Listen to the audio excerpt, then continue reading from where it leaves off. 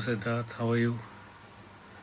Mansi, hello, Saiba, Mr. Warren. So glad you are here and you're doing a fantastic job, guys. Warren D'Souza is doing an amazing chat show, talking to all the people regarding the live industry of sound. You guys should head over and hear what he has to say and all the people, distinguished panel that he has. Mr. Ghatak has joined. Ah, Hi, sir. How are you? How's it going? good, all good. Thank you so much for joining us, Abhishek. And my pleasure. It's actually so weird. I should be interviewing you and asking you questions. You're Well, so many years behind me. in a maybe in a next turn of events, we can switch places. Absolutely. That'll be amazing. Do that. So everybody who's on there, my Instagram live, IGTV live right now, guys. Very quickly, just a few things before we start. First and foremost, huge sad news that Wajid of the Sajid Wajid duo left us, and There is no more. really a huge loss for the industry. He was doing so well. He was making some great tunes, making great progress, and this is really sad to see him go at this time. So a huge condolence to his family and his friends and everybody to have strength to carry on. So from all of us here, Wajid, wherever you are, keep making some good music as usual, guys. Respect to him. Yeah, just Secondly, such we bad are timing as well, you know. yeah. I mean, his all loved these ones, things his are bad. friends and stuff, not everyone can go and even, Yeah. spend So their I last think there is moments a with him. please stay safe again, I would say. And I think we can kick off our evening of the lockdown series of DAC with Abhishek Ghatak. So Digital Abhishek, audio conversations.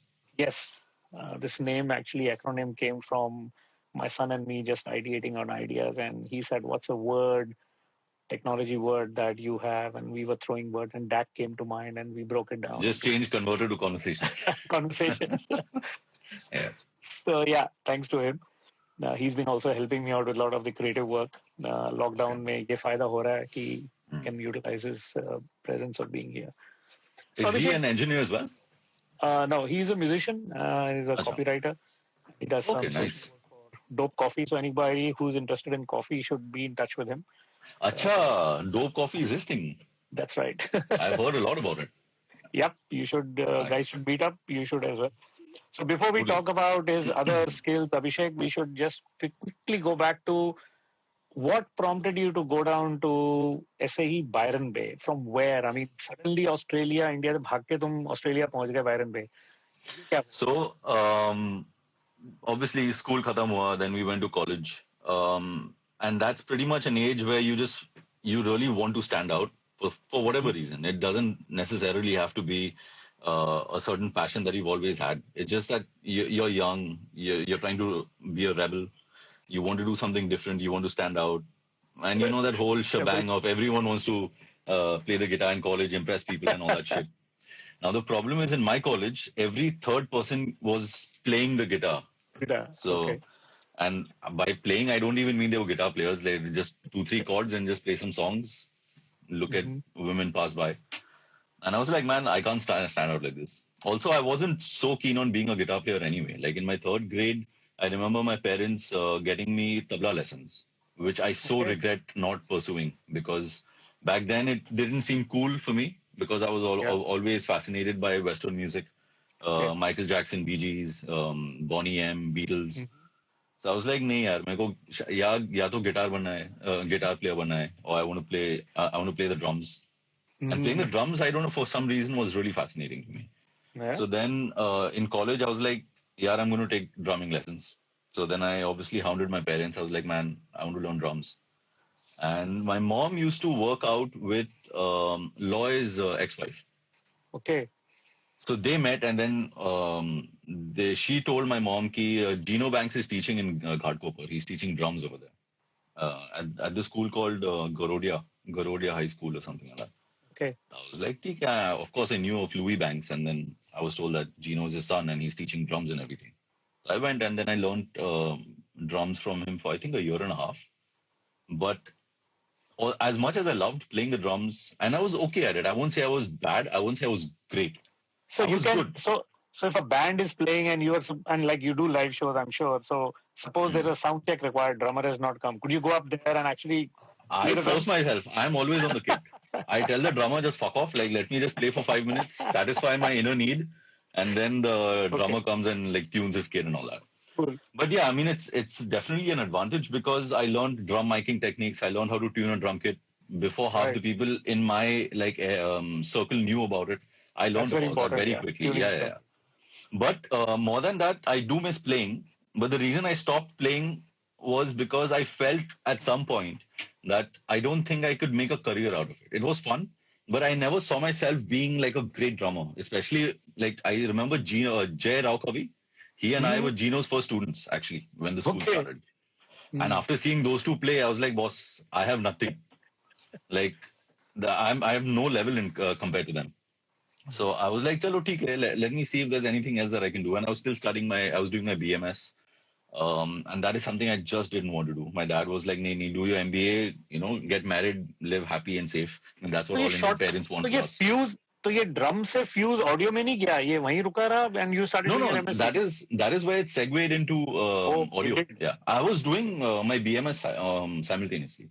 Okay okay But साथ में I knew that eventually, once I pass out, I will obviously have to get into the whole race of, look for a job, get scholarship, blah, blah, blah, MBA karna hai, nahi karna hai, all that crap.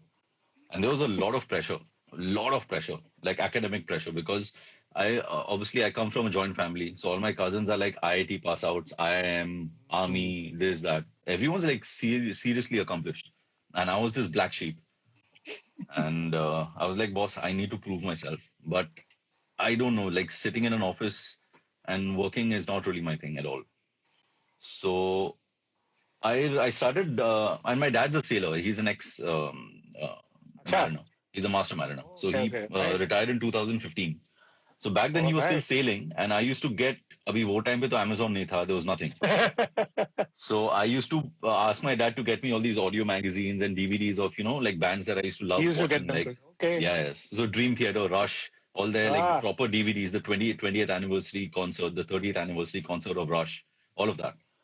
And there cool always used to be this one extra video, which was behind the scenes, the drum techie of Neil Peart, for example, explaining how he used to hmm tune Neil Peart's drum tune kit. is right And I don't know, just organically, that suddenly was so fascinating to me. Like, what mic to use where, how to use it for a certain venue, what right happens if you use a drum shield, hmm how should one tune a drum kit, etc.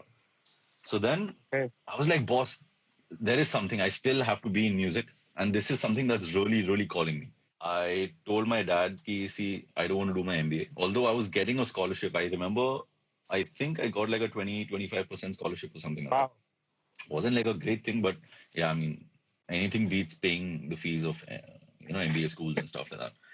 So then that happened. So then I started doing research. And of course, I became friends with Shane Mendonca, who's Loy's son. Same thing was yeah He was producing at that time. I had no clue. I had this cracked old Fruity Loops ka plugin where I used to just sit and make beats. Usse zyada I had no knowledge. So he showed me logic. He showed me the whole like.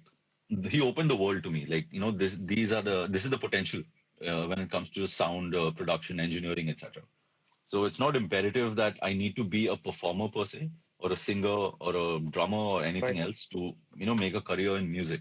I can make a career in music by literally like maybe in engineering, for example. So then I was like, yeah, maybe I could do this. I could probably just go abroad and become a drum tech for a big drummer or something. And I was really fascinated. I was still into drums at that point. hmm So I spoke to Gino. Then he explained the whole, idea of how that, like being a drum tech per se, isn't something that you can make money off in this country, like in India. right Because hey, Nina, like in India, it's so skewed, all of it. Like I'm a mix and mastering engineer. You don't hear that stuff outside. People either mix or they just or I'm master. saying hmm But here we have to do everything. There's the question of survival. And not just mixing and mastering, you have to end up recording, editing, being a Pro Tools engineer, learning what new year Windows, did you Cubase fly and out everything. of so what year did the bird fly out from India What year? 2008. okay 2008 Feb is when I finally got my visa. And I was applying, you have to do this IELTS examinations. hmm So I passed that. And I was supposed to go the year before, but then my eldest uncle, he was diagnosed with prostate cancer. oh So I was just like I just decided to do a semester ahead. I just thought I'll take care of him because he was just with his wife at that point, and it didn't feel right for me to leave at that moment. Cool. So the day he passed away, 2 weeks later, I flew to Australia. So I flew to Sydney. I had a cousin, my mama used to stay there. And then I stayed with him for a couple of days. And then from there, I just took a train to Byron Bay. It was Byron so Bay, impromptu. so you were here, let's say, and Byron Bay took you where? Like 2 years, it says, Byron Bay course? It's a 2-year course? No. So the diploma is 1 year and the degree is 1 year. So it's 1 year and then you apply for a scholarship. So the degree has a lot of theoretical stuff. Right. You have to write theses and all that shit. And I was a very impatient kid at that point. And I was like, man, sab seekh liya, abhi mere ko kaam karna. I just want to work with people. Like that was my main thing. I just want to sit in a studio. I want to work with all kinds of musicians, good, bad, ugly, whatever, and just do work and make money. So I didn't do my degree course. I just did my diploma. I mean, of course, that 1 year was a massive change in my life. Like from being this entitled, typical Indian kid, ki mummy, she'll wake you up, she'll do your dishes, she'll cook for you. And you just get so complacent about it. Like, of course, we love our parents, but we don't realize how much we take them for granted once you start living alone. Yeah. So this is one thing I do tell a lot of people who at least come to me for advice and ask me, like, what school should I go to? I'm like, man, whatever it is, just fuck off. Just leave the country. Not because of anything else. I'm not saying we don't have good schools or good teachers in this country, but the whole idea of living completely independently, it really matures you as a person. And there's a lot you learn from that. So, so that happened. My 1 year over there. It was a fantastic, eye-opening experience. You get to work with all kinds of people from all over the world. The place was just magical. It's like a little tiny town, 5,000 people, 17 beaches. It's beautiful, amazing. So somebody's asking, do you think that theory was important as an engineer and should learn it? Absolutely. Because, see, theory lays a basic foundation. Like I see a lot of kids today trying to mix because buying a laptop and buying logic is not very difficult today. It is comparatively not as expensive as it used to be. Right. So just because you can open an EQ and just tweak around and, like use your ears to get a certain sound is not enough, because troubleshooting is very, very important. And to troubleshoot, you need to get your theory sorted. That is what I believe. Like at least know about it. Understand your Fletcher-Munson curve, your loudness theory, RT60. Just read about it. Even if you don't get it, there's so much information online. So that theory that you did there, I mean, I'm just trying to get this right. I've asked this to a lot of engineers as well, and I've been to a course abroad and come back. So I'm trying Which school were you? I was in Toronto and Travis. I just found 2-3 other guys online who are also from there. It's a private institute. And Martin Pilchner used to teach there, the guy who's an acoustician who did Yashraj Studio. So he and I became good friends after that.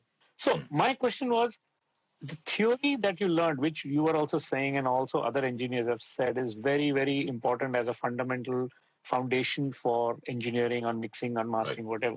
So the theory that you learned, how much of that did you get a chance to actually put it to use, like purely versus theory putting into practice, not just, let's say, using your ears, developing your skills, all that is fine. आपने वो develop कर लिया वहाँ पे, एक musical, एक aesthetic sensibility, but theory part of, for example, the inverse square law, the Ohm's law, all the theory part of recording, how much of that did you actually practically end up working on when you came back? Well, to be really honest with you, not much of that. Like, especially when it goes into deeper mathematics, not much, obviously. But just basic stuff, like even the absolute, like on the surface stuff, like proximity effect, what is that? So how do you tackle those things? So to understand proximity effect, you need to read it. Then when you go into a studio, you can experiment with it. Take a mic like right up your mouth, talk, go a little further, see how it's sounding. So you did. Like that. So those you did try it out. What you learned. We had enough studio time. Like our lectures used to be from 8 a.m. to 12:30, and then we had the whole day to just book studios. And then the professors over there used to check our logs to see who's booking the maximum studio time, to know who's actually interested. So then we would get like job offers. We would get discounts later on, like when it comes to recording with bands. And every 2 or 3 months, the university used to hire volunteers to assist like big engineers. So they would like pick us out of the lot to do all this. So on the job, you get to intern and work with, right? Absolutely. And then we saw these like fun things to do, like rolling like 100-meter cables, who can do it the fastest correctly. Whoever wins gets an iPod mini and stuff like that. I always used to lose to Malaysians. Those guys are fucking fast, man. Shit. Amazing. There was this guy who used to work in a live band for a speed metal band called Dragon Ball or something like that. Man, Yeah. that guy used to roll cables so fast, it's not funny. It felt like if you took a video of that, it felt like he was speeding it up. It was Speeding so it up. quick. Amazing. So, Byron Bay, beautiful experience, beautiful beaches, beautiful environment, very creative, all that happened.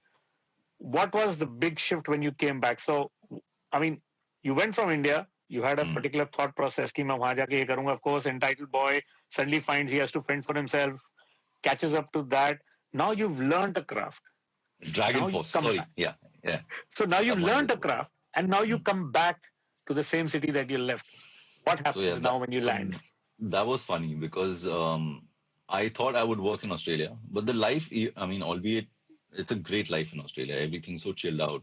People are really friendly. The food is amazing. The weather is fantastic. Right. But then I was hungry to work a lot over there, and many other countries, like even like certain European countries, if you work in a studio, work isn't much. Like you end up doing an album in 6 months max. Right. And then you're just spending, and over there, yeah, I mean, it is the right way to do it. But people spend a lot of time there. They spend time with one track. They'll like take a couple of days off, go for a vacation, come back.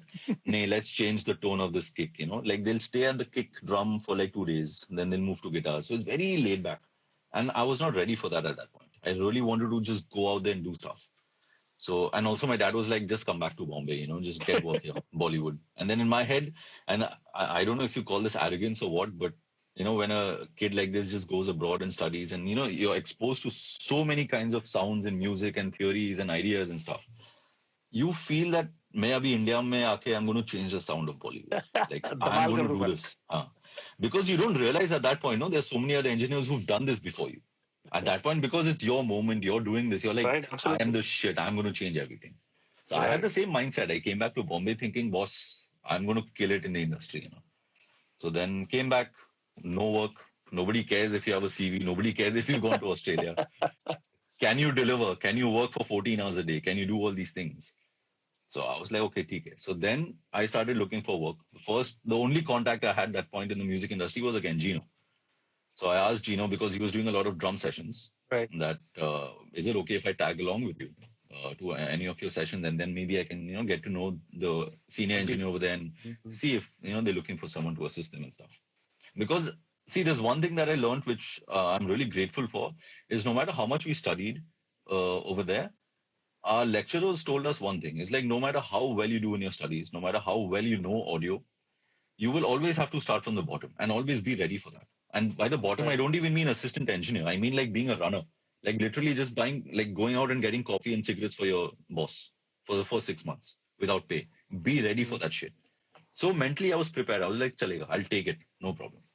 I'll work my way up. I have no issues. So I was ready to do that, but still there was no offers. There was nothing coming in. And then finally, I got a chance to teach at Digital Academy alongside Daman Sood, Vijay Benegal, and Mujib Datar. That was fantastic. Like, I think out of that whole experience, the one most positive thing I can take out of it was my interactions with Mujib. That guy is like a walking Wikipedia. Encyclopedia and Wikipedia. Yeah, absolutely. Because today, see, we have everything is online. Like, I don't think there's a single person who can crib and complain saying ki, nahi, mere paas, I didn't have the means, so I couldn't learn so and so. If you really want to learn something, it's all online. And there are tons of people who've done that. So I was a person who would have these doubts related to sound and audio. So if I had certain questions, the first thing I do is go online, look for it. Now, if I don't find that answer to that question is when I go to Mujib. So clearly at that point, the level of that question is quite hard. And Mujib was like very nonchalant. He's like chilling, you know, like smoking outside. And he's like, and he'll start with the whole history of how that thing began, where it went to, where it is today. I'm like, bro, is there anything that you don't know?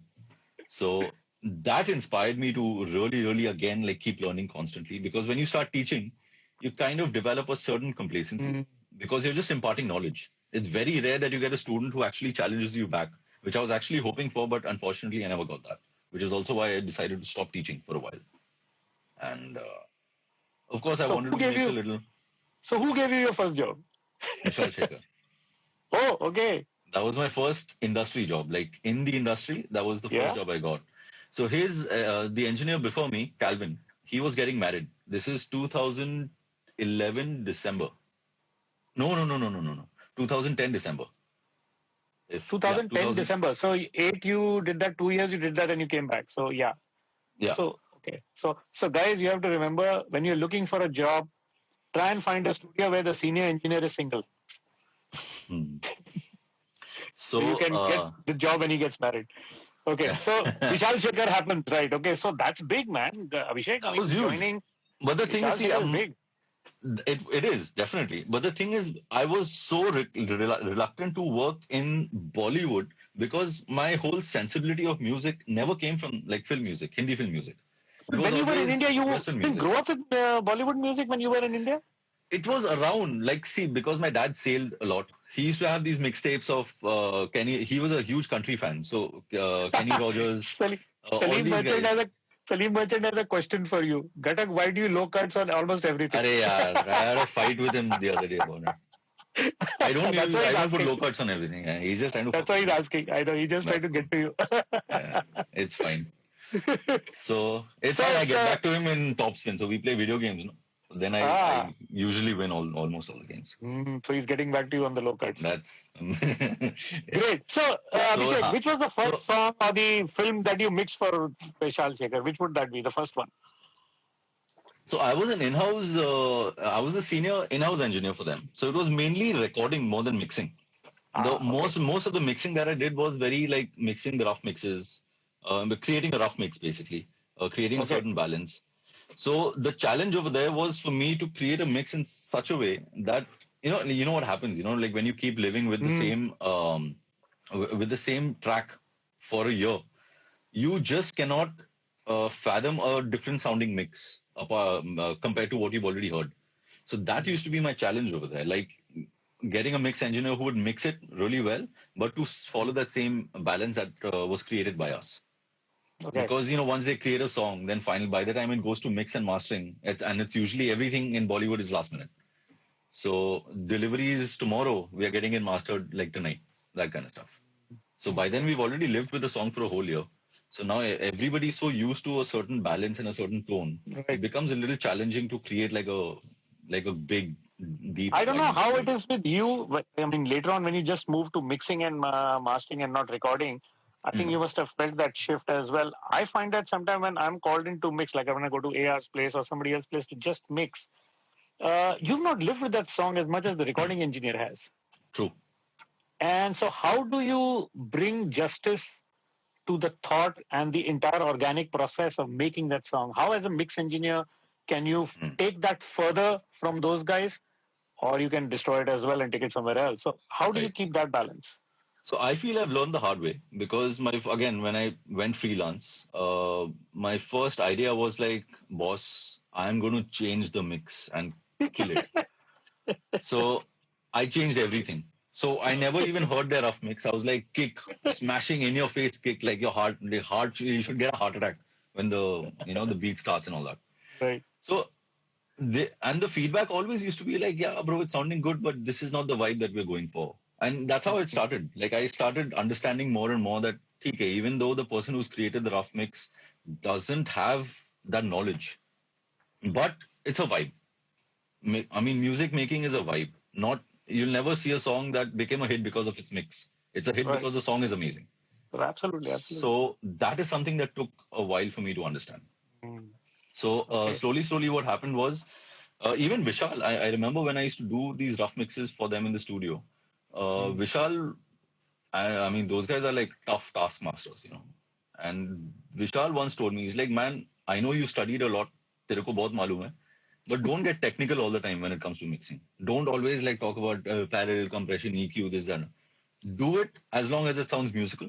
Sometimes you got to go against your theory to make certain things sound a certain way. So that is one thing that stuck with me when he told me that.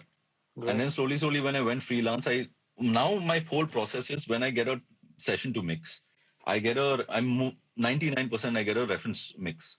I just live with that. I just listen to it a couple of times. I go make coffee, I'm cooking, that song is on loop. So I'm only listening to the rough mix. So I'm trying to imbibe that whole vibe. in my system. So when I start mixing, I don't try to change that too much. All I do is, the way I see it is, I see the reference mix and I see my session. All my entire job is to just chisel out all the crap that is there in the session.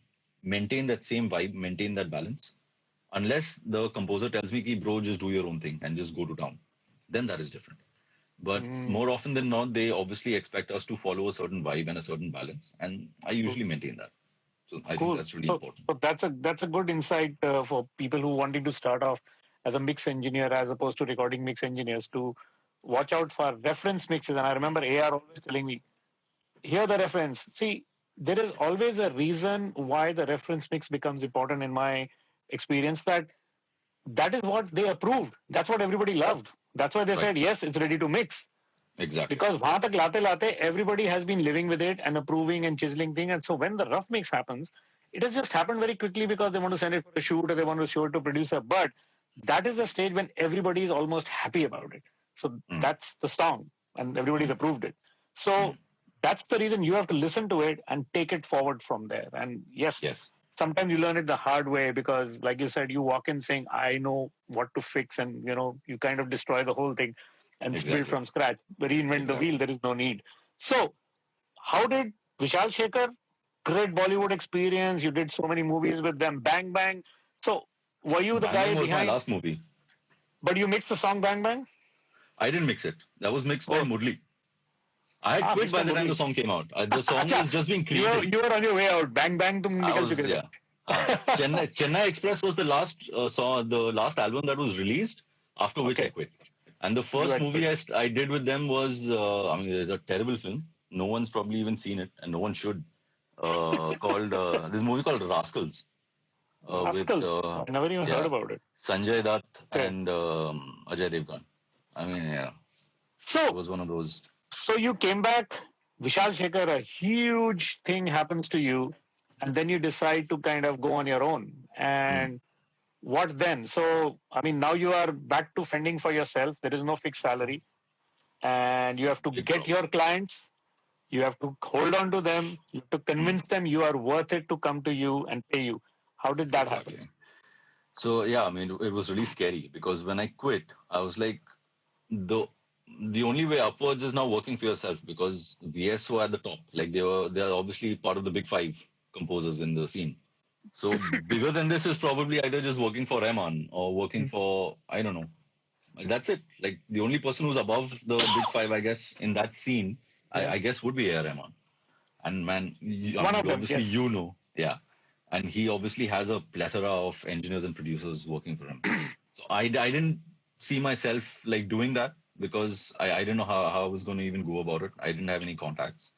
So I was like, man, maybe I'll probably just do my own thing. Maybe just work in a studio and just be a mix engineer. And I had no funds at that point. It's not like I saved up a lot of money anyway. So at that point, Salim Suleiman's engineer, Aftab, he was also thinking of going freelance, like doing mixing and mastering on his own. So he had approached me at that point. He told me, see man, like my dad's got a studio in Andheri. The floor above it is like a go down. It's a storage area currently, but we can convert that into a mixing setup. So would you like to, partner me on this? So like, okay. That sounds like a plan, because space was there, gear was already available. All we had to do was just like set up shop. And so that's the Headroom studio? That's the one with. That is how it was created. Yeah. Okay. So that happened, and getting clients was tough. So what I did was, because of my experience with Vishal Shekhar, I ended up recording almost all the big singers that you can think of.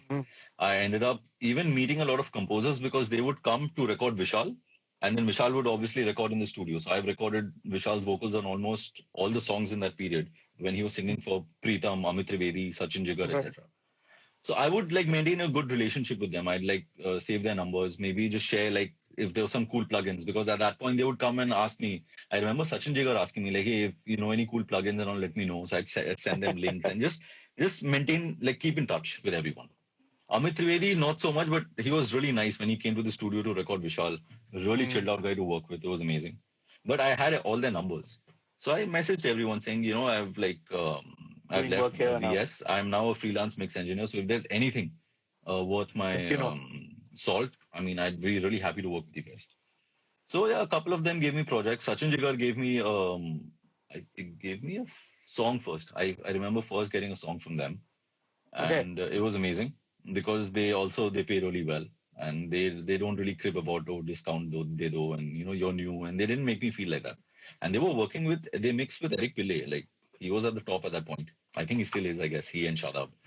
So I was like, how do you compete with that? Because I'm not someone who likes to steal someone's work. I'm competitive, but I'm not competitive in a way that I want someone else to suffer.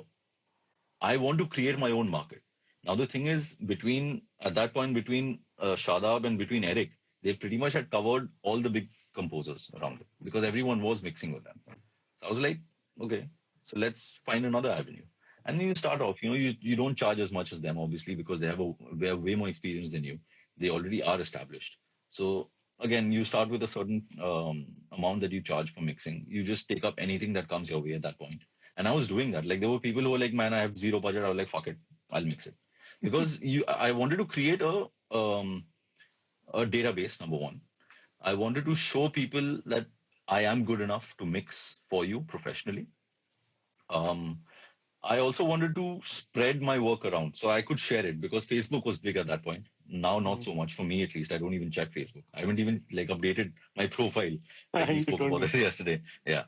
So Facebook was big. So I wanted to showcase my work. Every mix I did was up there. Like the day it came out, the YouTube link was up. Or maybe I just cut out a snippet and just posted there saying I've mixed it. If you guys want to mix with me, this is my number, these are my services, blah blah blah.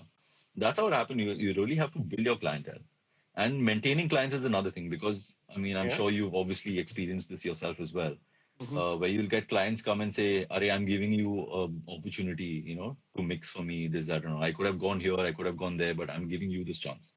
At that point, you take it because you don't have any other option. You're just climbing up the ladder. So I was like, okay, I'll do it. And then they'll be like, acha, pehla gana hai, so give me a discount. Next time I'll pay your price. Next time fucking never comes. We all know this.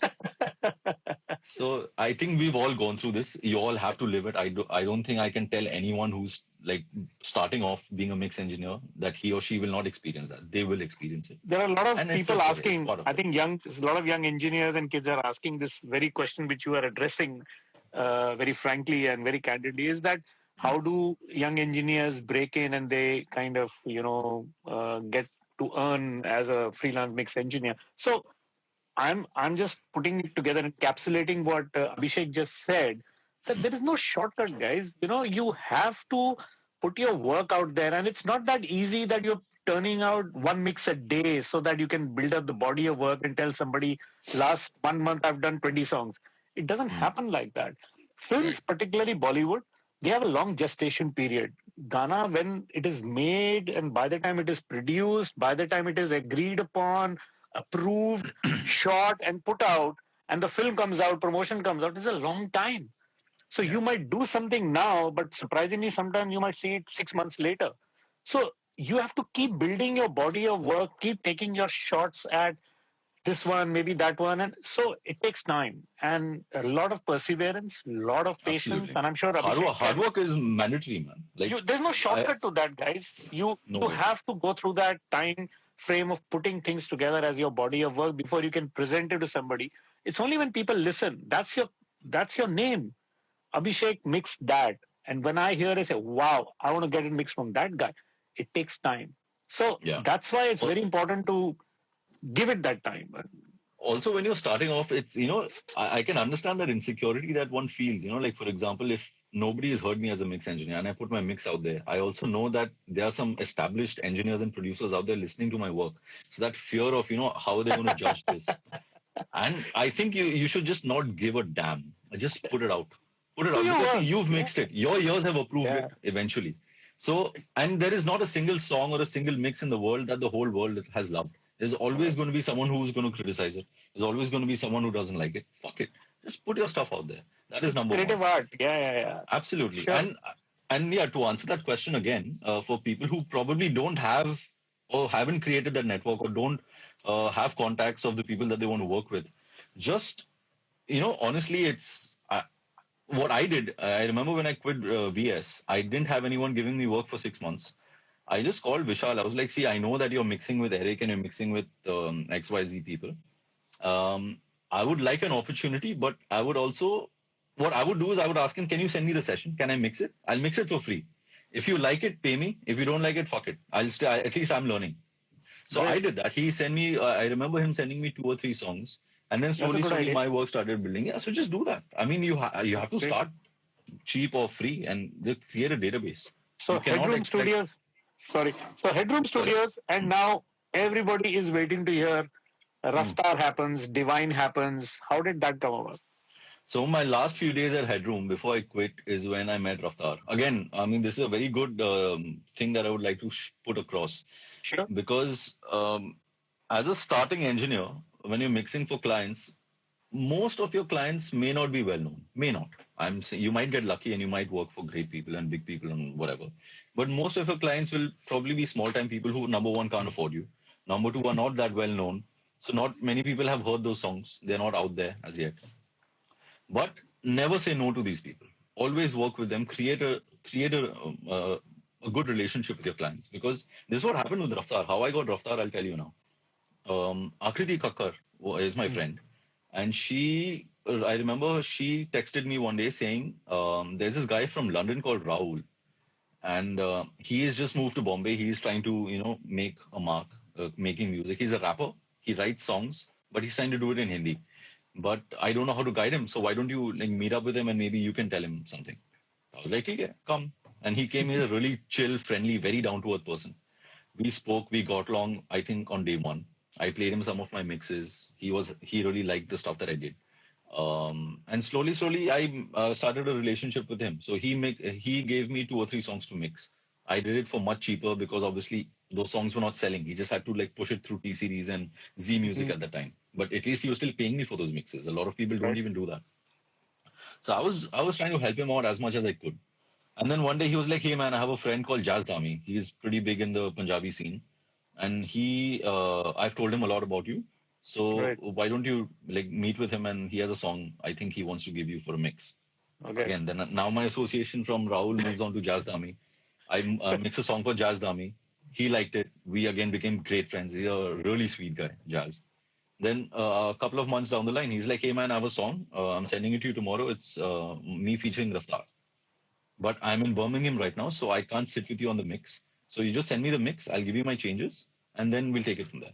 So I was like, fair enough. I did my first draft. He had a couple of pointers in the mix. I changed those things. He was happy with it. But Raftar wanted to sit with me because he was coming to Bombay. So he's like, bro, is it okay if Raftar comes to the studio and, sits with you on the mix just for his part? So by now, Raftar is a big name already when he is massive. Talking to Yeah. Okay, he's already big. He had just done Jhalak Dikla Ja and all that. So he had established himself. Okay. So Raftar called me up in the morning, and honestly, I had a notion that he's from Delhi, rapper, must be one of those assholes, entitled motherfuckers. So I was like, I was sweet with him. He came to the studio, fucking down to earth guy, very chilled out, really, really sweet boy. He came, he sat with me. He's actually one of my clients who's so into what I do. He'll constantly ask me questions about why you're using this plugin, what is ratio, what is knee, what is gain reduction. He doesn't have that kind of ego and attitude. I'm not going to ask because I'm this rich celebrity. But does he know? Does he know engineering stuff? Right? Now he knows because he's sat with me. I've sent him links and videos. He's downloaded tutorials. During the lockdown, he was sending me links of these master classes that he was doing. He paid for it. I have not done that, and he was doing it. So I was like, great, man. I would love for people to learn what we are doing. I mean, that's the only way that we'll get the credit that I feel that we haven't got yet. Because a lot of people don't really understand what it takes to mix.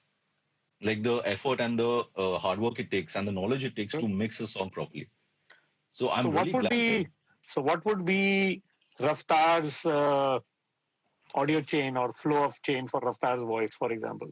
When I first mixed for him for that rap part in Jazz's song, it was just because it's rap. I've heard a lot of hip hop. My thing is I listen to all kinds of music. I don't have this. Mujhe yehi pasand hai. I listen to pop. I listen to cringe shit. I listen to classical music, hip hop, gangster rap, everything. I don't discriminate. Rabindra Sangeet. Also, Okay, yeah. good. I mean, the mixes are not all that great, but yeah, whatever. So, yeah, so I used to listen to that. So what happens is that kind of sound, like maybe the sound of certain hip hop tracks, it kind of gets into your system involuntarily. So yeah, rap vocals are fairly drier comparatively. They're not as wet as regular like main vocals in your track. They're more dry. They're more in your face. They're a little more hard hitting. So you don't try to make the vocals as smooth as a normal like melodic vocal in a I song. hope all the engineers are listening to this, the young ones. Hey, this is what Ghatak has to say. Okay, go ahead, Ghatak. Yeah. So then, yeah, I try to keep it a little more gritty. I like try to keep it a little more in your face. However, not trying to take away the punch of the groove because that is the main hero of that particular song. It was a dance number. Mm-hmm. So it was a club track with a bit of hip hop elements to it. And yeah, I mean, I just wanted his voice to be a little more in your face, a little more. I gave a little extra top end, and I remember that was I think the first time when I think a year or year and a half where I used constructive EQs as opposed to destructive EQs because that is usually my style when I'm EQing. I just like cutting frequencies. I don't like boosting stuff. Okay. His stuff I kind of touched up on the top end a little bit just to give that little airiness and in your face sound. And then, of course, the kind of delays that I use on his voice. I use a lot of slap delays. I use room reverbs and plate reverbs and with really short decays on his voice. I mean, that's also how he likes it. And then slowly, when I started doing his album, I recently did his second album. Man, it was amazing because he sat with me throughout the entire process. We mixed the entire album in a month and a half, I think. And he was there with me, like 12-hour sessions every day. And I think we've reached a point in our relationship where I don't treat him like a client. He's like my brother. So if he says something stupid, I just call him out on it. Or if I do something stupid, he'll be like, fuck this, I don't want this sound. Just do what I'm telling you to do. So we have a lot of fights while we're mixing, but it's very constructive because eventually when we listen to the final master, we are both really happy. I don't think we both sacrifice on any front. So we really annoy each other when it comes to that process. And sometimes he does ask me silly questions in terms of like tech, because at that point there was a point where he didn't know what was parallel compression, but he had heard of the word. So he was like, "Are do this?" So then I was like, "Okay, what is parallel compression? Why should I use it in this track?" "Nahi, karna, mere ko try karne," and stuff like that. So it was fun. It's good banter. It's always enjoyable working with him. People tell me that on a hip hop track, on a voice, for example, you might end up using 2, sometimes 3 compressors. Does that happen with you as well on his voice? I have, but because I use a lot of Slate plugins on his voice, on his vocals, and I use the distressor. Yeah, the distressor. The distressor. So because it's like a channel strip, so I open a distressor. I put like basic compression. I don't over compress that. Then on another channel, I open another distressor. I compress the shit out of it, but it has a mix knob. It's one of those compressors that has a mix knob. Parallel compression happens there as well, right? Exactly. So it happens there, and I keep the mix of the like heavily compressed part of it at like maybe 4 to 5%. I mean, depending on the song, of course. Okay. So I'm parallelly compressing that, and I can tweak it, and that compressor is so good. I've compared it to the actual hardware. Man, I don't miss the hardware. I don't miss the hardware. So I do that a lot on his voice. He likes his voice, his vocals to be very to have tight transients. So my attacks on his voice are not very fast. I kind of keep them slower because I want those first syllables to come through. I want them to hit, and then it can compress a little bit. So we play around a lot, and he knows all this now. So it's amazing working with him because it's always a creative process. He doesn't give me stupid pointers anymore. So does he get to taste all the great food that you cook as well? Yeah. He was my roommate for like a couple of months when he was in Bombay. So for people who don't know, Abhishek is also a fabulous cook, and during the lockdown, he has been posting some amazing pictures of the food that he's been cooking. He's a very so now, in fact, Ravi from Avid had a question. So what is it that you find while mixing or cooking? How does that work? Are they very similar or not? He asked me that in a question before that. Absolutely similar, because what is mixing? What is cooking? It's the same thing. You're mixing ingredients. What ingredients to put more, what to put less, how much to cook this, how less to cook this. You can relate it to that. Like overcooking for me is overcompression, for example. Just okay. Overproduction. That's a good one. You put a shitload of ingredients into your pot, you're not going to taste the actual thing that you're cooking. Like if you're making chicken and you put all the fucking masalas in the world, you will only taste the masala. You will not taste the chicken as much. It's the same thing with production. Like you overproduce, you put like 20 bass lines, you put like 15 synths, and your session is like 400 tracks big. Well, how are you going to enjoy that, man? Like every element has to be enjoyed. For me, that is what a good song is. Like I don't like overproduction. In fact, the song that I'm currently mixing, it's a song composed by Siddhant Bhosle. I was telling my friend recently, actually just before I got on live, that it's been a while since I've really enjoyed the mixing process. Like I'm in love with the song that I'm doing right now. Like last night, I probably heard it on repeat like 100 times. Wow. It's a beautiful song. It's going to come out quite soon. Really love that song. So do you give any of your clients, that's the best way to do it? It's like if you mix one song, you get 2 meals cooked by me in that mix, or that's free or whatever discount. I mean, if they don't ask for a discount, you'll get. Man, if you see my pantry, I have a full tea section and a coffee section because I don't have a maid or a servant. I'm someone who doesn't believe in that. Like I do my own housework. Jhadu pocha is all by me. So I basically have this thing. I mean, I guess it's a little stupid, but if my clients ask for discounts, you get the cheap coffee. If you pay me my price, you get the good shit. So I kind of meant, and I actually like follow up on that. So yeah. Somebody's wanting to know what is, apart from being a good engineer, I mean, technical things aside, but as a personality trait, what do you think is important to have to be a freelance engineer? I think eventually, like once you grow, try not taking a lot of shit because you'll have a lot of clients giving you a lot of shit. Understand that, number one. Find the balance between standing up, standing your ground, and also maintaining those clients. Give them a reason to come back to you. That is one thing I kept asking myself every time I was mixing for a client that I particularly didn't like, but I felt that they were a good client in terms of money. Like I knew that they would get me a lot of work. I knew that they would pay me well. The music may not be that good. So how do you find that balance? So you do. I mean, I've probably mixed some shitty songs, and in your head you're like psychologically just telling yourself you just enjoy the process. I headbang on those stupid songs that I mix sometimes. Like when I'm mixing that song at that point in my head, I'm like, this is the best song in the world. That's the only way that you can do justice to the mix. Otherwise, you'll never do your job properly. That is one. Secondly, I ask myself two questions. One is, how do I maintain this client? What do I do in the mix? What do I do with my behavior towards that client for him or her to come back to me? So number one is always firstly be accessible. In today's day and age, you notice a lot of people who don't respond to calls that well. They don't respond to messages promptly. Sometimes even I do that. Like sometimes I don't respond on time, but apologize or get back to them always. Like show them that same respect. That is one. Again, when I'm mixing, like some people just out of insecurity, they start opening like 10, 20 plugins on one track. And I used to do that. I'm guilty of that. And one thing I always asked myself post that was every time I open a plugin and if I tweak it, the first thing I do is ask myself, is this working for the song? What is this doing to the track? If I don't have an answer to it, I just immediately delete the plugin. So that is something I've developed over the years. I mean, when it comes to clients, I think I just want to make them feel comfortable. I don't want them to feel awkward when they're sitting with me during a session. So I don't try to. I mean, I'm known to be a little rude and like brutally honest sometimes, but now I think I do it in a way where they kind of understand it. They know where I'm coming from, and my intentions are good. Like I want to make your mix sound better.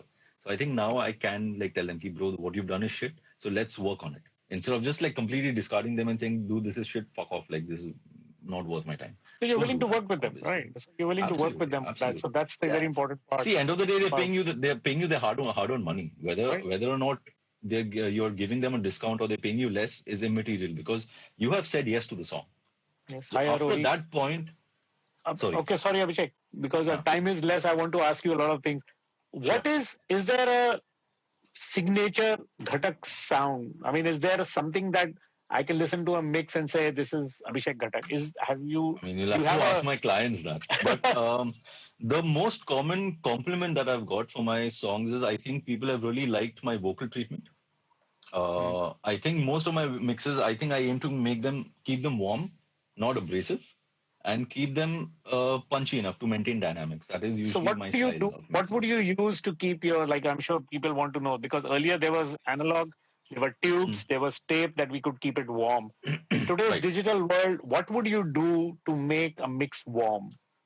So in today's digital world, especially in 2020, the plugins are so powerful today and their emulations are just so incredible.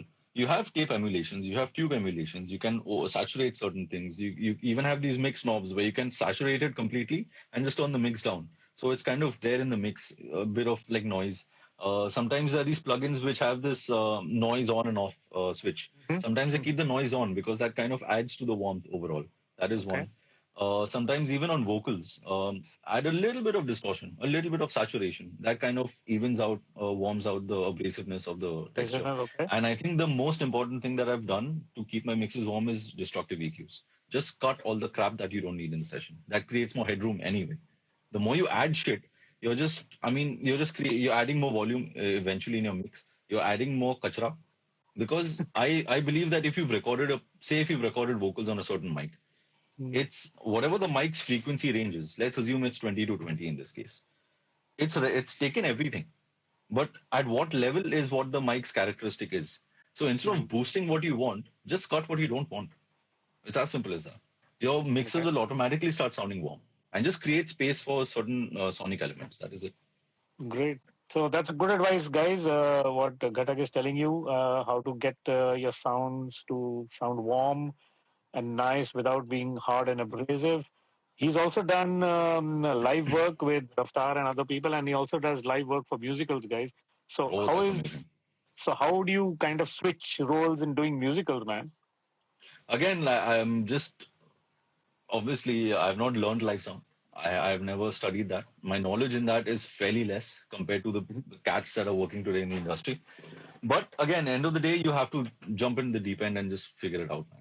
Like that's what I believe in. You can't be scared and be like, "Nahi pata, what if people don't like me? What if they judge me? What if I don't get work?" The moment you bog your head with all these questions, you will never be able to move ahead in life. I think it's always imperative. There is somebody, Vivian Ka Divine, saying Ghatak has given me some slick mixes. Divine is like one of the top like rappers in the scene, Gully Gang. Right. So he just said you've given him some slick mixes.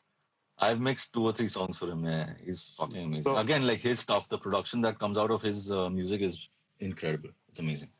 So I think an engineer's role, a mix engineer's role particularly, kind of becomes much smoother and easier if you've given a beautifully recorded, well-arranged track, and then you kind of take it further to polish it. That kind of just completes the whole picture, right? Yeah. I mean, see, a lot of people think, we'll fix it in the mix. That never happens. We're not magicians. We can do our best, but if the source is good, imagine how much further we can take it. If your recording process is crap, if your production is shit, the mix can kind of save it and make it just sound listenable.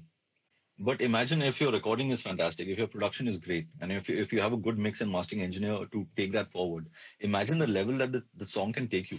So it's really imperative to be good at all the steps of making. So you call yourself a mix and mastering engineer. That means you master your own songs that you have mixed as well. Yes. So that's another switch now in your mind that happens from, so what does it take to be a mix engineer's hat and then now you are a mastering engineer? So what's the two different things there? So I've had phases when it comes to this, like in terms of my process of mastering. But now I feel I try to imbibe anything that works for the song. So initially it was I'd mix a song, I'd bounce the mix, be happy with it, the client is happy. Then I'll wait for a couple of days and just forget the whole process sonically. Okay. Then approach it with a fresh mind and master it like a mastering engineer. Like I've never mixed a song. I would psych myself into doing that. So I have done that. I have also done the process of, which I also do now quite a bit, is I start mixing with my mastering chain on if I'm mastering it. Because what happens is there are certain clients who are so anal about certain tones and textures and volume and dynamics, etc. Once they're happy with the mix, some of them have even told me, bro, is it okay if you don't master it? I'm like, you can't do that. So when you master it, then certain things change. So now I keep my mastering chain on most of the times. And then I mix with that. So when I send them the track, it's kind of mastered. Of course, I'd make some slight tweaks once everything is like locked and final. Okay. Like tweaks that maybe the client doesn't even hear. It's just for me. So what kind of software are you working on right now? What's your DAW? I use, my DAW is Cubase 10, Cubase Pro 10. 10.5, I try to upgrade, but then a lot of plugins didn't work because I'm still on Sierra. So it was glitchy. So I had to come back to 10. I have literally bought all my plugins now. I have stopped using cracks. And that's one thing I'd like to tell people, that when you can afford it, when you started making money, invest it back into your work. Like, don't just be complacent and be like, "Arey, ye to crack se kaam chal raha hai." Don't be that person. My take on You will that. not even Yeah, you're value. right. Absolutely. You No, won't no, I value the totally. plugins. My take on that is like, if guys, the users, all of us, if we don't support these companies, tomorrow they'll be shut and you'll have no plugins, you'll have no support. Then what do you do? So we have to support all these manufacturers who are making plugins. We have to support them by buying those plugins, guys. At whatever point in your life, you need to support those guys. So that's my take on it. On that. Yeah, and if you can't afford those plugins at a certain point in your life, it does not mean you can't do a good mix without it. Because I've done this experiment. Sometimes I got so involved in, nee, without this particular plugin, I just can't do it. I was like, you know what? Let me just see. Then I challenged myself. I opened Cubase. I did a full mix using only the plugins by Cubase, and it turned out great. Yeah. So once you know what you can do with that tool, you really don't need those plugins. Like Andrew Schweppes and all these boys, they don't use so many plugins. They have 5 plugins and they do everything in that. And they go. So there's a story with that. I read somewhere that one producer walked into a big studio and said, "So engineer, you are the guy on the job." So he said, "Yes, sir." So what are your favorite hardware? So he said, "This, this, this, this, this. I love these things." So he said, "Great. Now we'll do this entire album without those." That's amazing. That's the challenge, So because you get tempted into, comfort zones. This is what I like. This is what I don't like. So exactly. Breaking the comfort zone. So guys, we have very little time. 2 minutes left. I think the countdown has started. Before it ends, thank you so much, Abhishek, for taking your time out. Absolutely, my pleasure. And it was great fun talking to you. Next time, I'm going to ask you questions. Sure, anytime, man. So kids are looking up to you. The young guys are looking up to you, your work, and that's becoming their reference. So we have to remember that the legacy that we are leaving behind is very important. So we have to be a little responsible. Your footprint is really important. Very important, guys. So that's what I think youngsters are looking up to you on that, Abhishek. So Abhishek, what's your favorite color? My favorite color? Black, I think. Matte black. Matte black. And what's your favorite dish from all the stuff that you cook? Fuck. Sushi. Oh, that I cook. That I cook. That I cook. I think my best dish would be my mutton curry is fantastic. So guys, everybody has to order mutton curry from Abhishek Ghatak, and he can give you a discount on the mix if you order the mutton curry. I've quit eating red meat, so imagine my halat. I don't eat red meat anymore. So anyway, guys, thank you so much, Abhishek, particularly for being here. A whole bunch of you landed up here. It was so good. Absolutely. I'll share the questions with you, and we'll go through some of them, and then pick the right one who can win a JS5 earphone. Headphones owners provided us that. Nice. Thank you so much. Yeah. So the best question wins an earphone, JS5, and we'll courier it once the courier is opening up now. So we'll do that. Thank you once again, Abhishek. Absolutely. So nice of you, and looking forward to hearing some more banging hip hop and nice stuff coming out of your place. Definitely.